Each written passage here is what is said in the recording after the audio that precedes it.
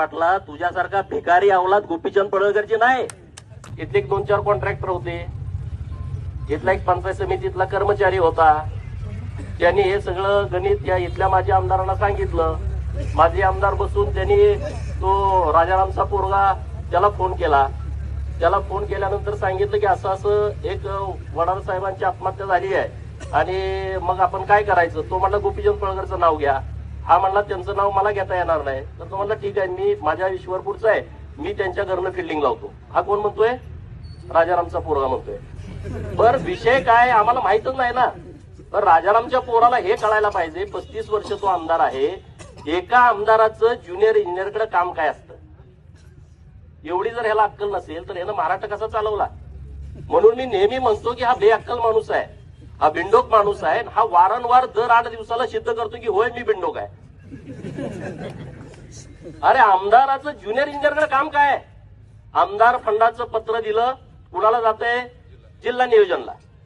जिल्हा नियोजन मधले पैसे आले, पत्र कुणाला जातं? जिल्हा नियोजनला.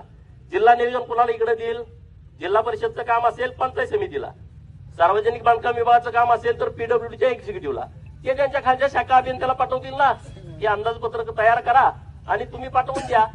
शाखा अभियंत्याचं काम अंदाजपत्रक तयार करणे आणि टेंडर झाल्याच्या नंतर ते काम करून घेणं, त्याची बिलं करणे, याच्या पलीकडे काहीच नाही. त्याचा ना आमदाराचा काही संबंधच येत नाही, काही संबंध येत नाही. ह्याला अक्कल नको. ह्याला काय करायचंय? गोपीचंद पडळकरला बदनाम करायचंय. अरे गोपीचंद पडळकर काय असा तयार झालाय का? असे लय अटॅक घेऊन मी इथं आलोय. 2-2, 3-3 महिने मी अशा प्रकरणामध्ये जेलमध्ये जाऊन आलोय. तुमच्या या प्रस्थापितांच्या सत्ताकारणामध्ये 2-2 महिने जेलमध्ये. मी आज पण ते फेस करतो. माझ्यावरती आरोप केले जातात. जतला माणसं पाठवली कशासाठी? गोपीचंद पडळकरनं कुठल्या व्यापाऱ्याकडून वर्गणी घेतली का? त्यामधला एखादा व्यापारी घ्या आणि त्याच्यावरती खंडणीचा गुन्हा दाखल करा.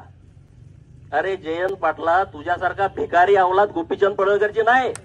माझ्या ती धमक आहे कार्यक्रम करायची. तुझ्यासारखी ती अवलाद नाही. तू राजाराम पाटलानं काढलेली अवलाद मला अजिबात वाटत नाही. काहीतरी गडबड असणार आहे. एवढ्या खालच्या लेवलला.